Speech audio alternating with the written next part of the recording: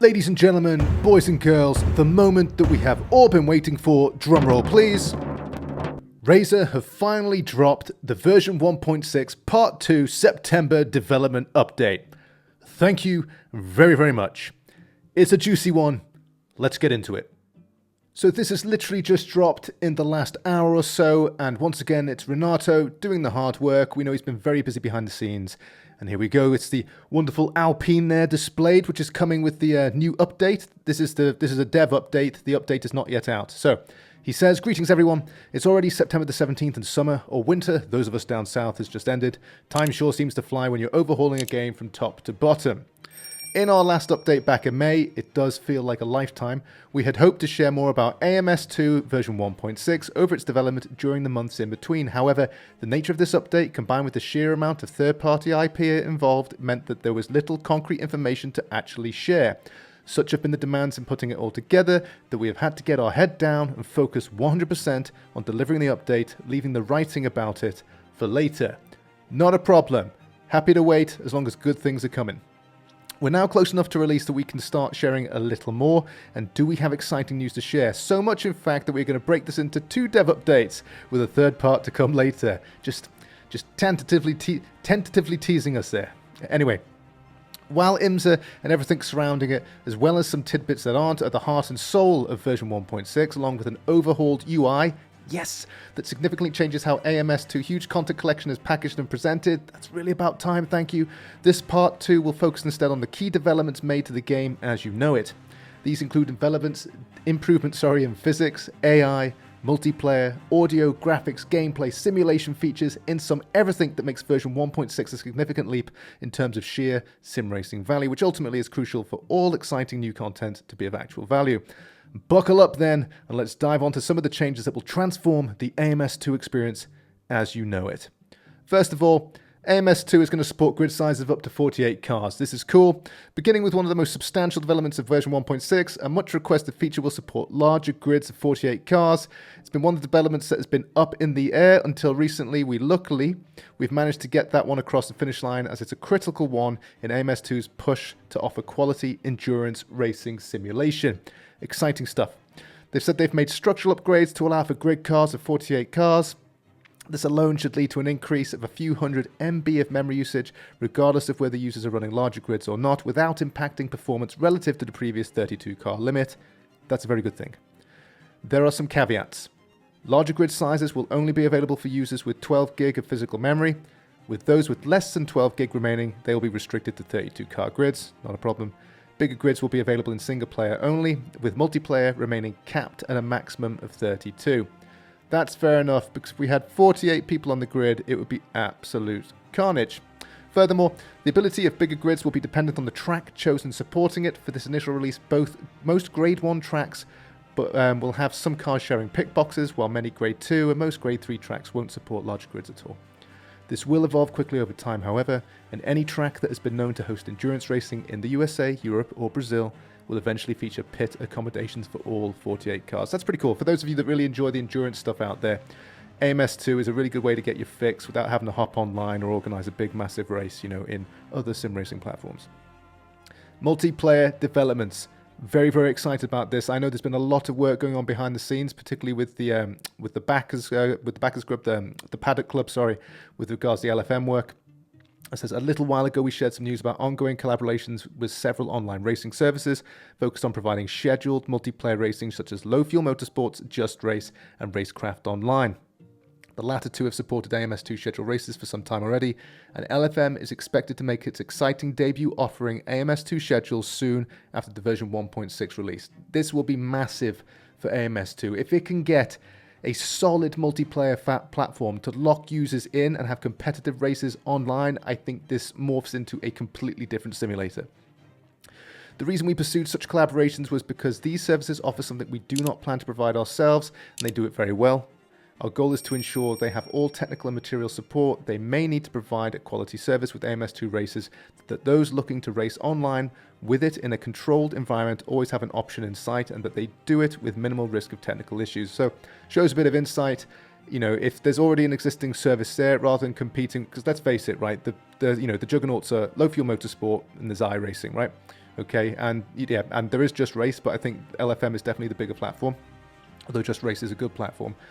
They've had some insight there, and I think it's a very good decision just to go with those two dedicated platforms.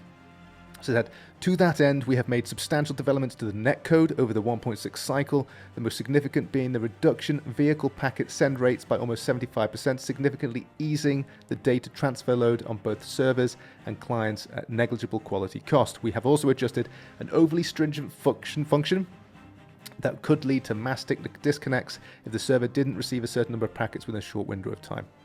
Beyond that, we have further reduced the cutoff time after which new clients can no longer join a qualifying session and introduced new UI-based features such as the ability to share setups with other racers.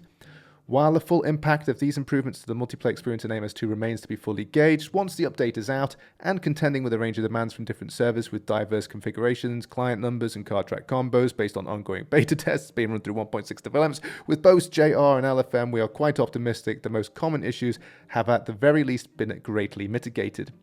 There may be some teething issues with the new UI in the few weeks following release, however, which is why we are advising services and league organizers to keep events casual initially. Just to round up this bit, this isn't to suggest that AMS2 version 1.6 will immediately become the ultimate platform for multiplayer sim racing. Other titles with a more dedicated focus on multiplayer will continue to be more robust and resourceful platforms for online sim racing. I'll leave that to you guys to decide which one they're talking about.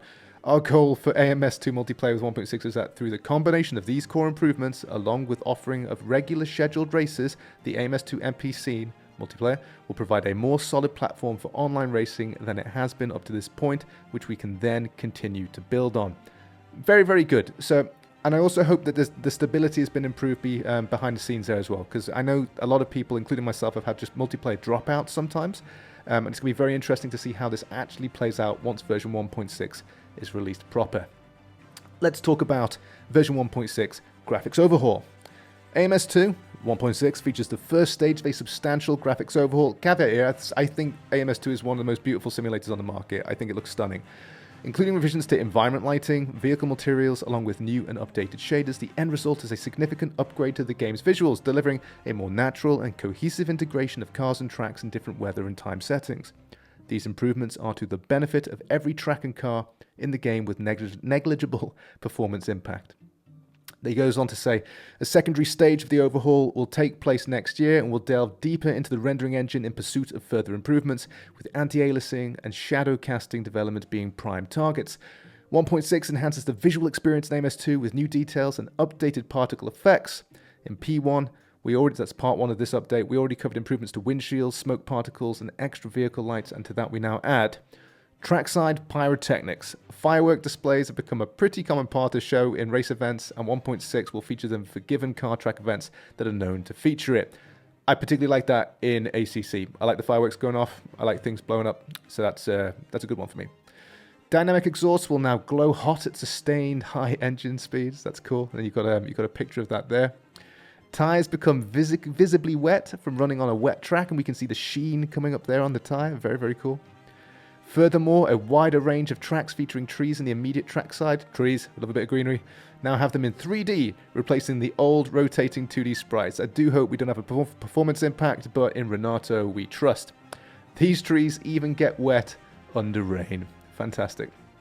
Weather and live track developments. The graphics overhaul extends into several elements of the weather system. One of the ways it does is through new humidity modeling system. AMS2 now factors humidity levels, either automatically generated through climate of the location, interpolated with current weather conditions, or by picking up real data if using real weather, in generating environmental fog and haze. High levels of humidity and cold environmental temperatures can also lead to contrail vortices forming around the rear ring of Formula cars, depending on the characteristics of the car and how fast it's going. Very cool. I'm not going to go through this video, but I'll leave that link in the description below. It's worth checking out. It does look very cool. On the live track side of things, we've now adjusted how lateral and longitudinal forces scale the amount of rubber being laid down in braking and traction zones versus cornering, resulting in a more even spread of rubber being laid down on all around the corner. This has direct repercussion on the grip levels through the corners as rubber builds up. And then they've just got a little bit of a map there demonstrating it. The evolution of track conditions under rainy weather as it grows damp and then soaked with water is more clearly visible, especially at lower saturation levels. These saturation levels also become better correlated with the amount of water spray being generated over various segments of the track. The visuals of water spray itself has been further improved with volume escalation according to the level of water saturation becoming more natural. He says in terms of track physics, the build-up, evaporation and dissipation of water on track and the dynamics involved have received many adjustments to better factor track characteristics in those dynamics. This includes road inclination, drainage properties, both natural and track-specific, and interaction with the cars themselves. As a result, puddles don't accumulate as easily or deeply as before, even on older or regional tracks where drainage systems are more limited. Even when puddles do form, the updated wet tyres in 1.6 are much better equipped to dissipate water, reducing the risk of aquaplaning. But the biggest development to live track is the increased effect of water when overlaying the rubber on the racing line, making it a lot more slippery than before. The more rubber buildup on the racing line and the more saturated it is with water, the slippier it gets and the more the driver has to explore different lines to avoid it. And this video is pretty good as well. I'll link this in the description below and it demonstrates that very nicely. Physics. The previous two development updates in April and May already covered aspects of the physics revisions in 1.6, which, as elaborated before, is driven primarily by the development of tyre hysteresis along with a tyre thermodynamics overhaul. Brakes have also received thermodynamics overhaul of their own and have a lot more tangible feel to them, and several individual cars that have had issues of one nature or another have been revised, if not completely remodeled, ensuring the quality standards across the whole car roster is greater than ever before. I know some people had issues. There is understandable skepticism about the term game-changing, fair play, when it comes to physics development, but there are changes that quite literally fundamentally transform many of the intertwined dynamics without necessarily eliminating the work that came before. Indeed, the version 1.6 revisions compound and build on the ones that came before, adding up to the result that you will be able to experience upon the version 1.6 release. Obviously, it is fair to expect physics developments to eventually reach a plateau where there is no room nor need for fundamental changes to be made, while future updates will continue to refine and improve details, and one can never be sure there are no further discoveries to be made. Version 1.6 seems to be reaching such plateau and at a very rarefied altitude. So that's good news. We're finally reaching, hopefully, the end point of the constant reiterations with the physics model with AMS2. If the AMS2 hadn't clicked for you yet, we'd invite you to give it a try one last time. Maybe this will turn out to be a true game changer for you. Let's go on to the AI development next. Finally, one of the areas to once again receive the most substantial developments in version 1.6, the number of AI developments big and small in this update is almost too big to list in full. So let's just cover some of the significance. He has just limited this, so don't be worried. AI will now move more decisively to cover the inside line to protect position from an attacking car. Cool.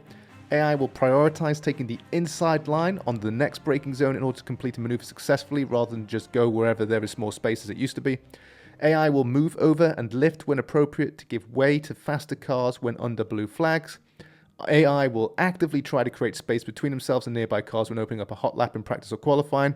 They'll gauge slower traffic further ahead than before. They'll further elaboration of pit stop logic to increase chances of sound AI pit strategy, even in longer races.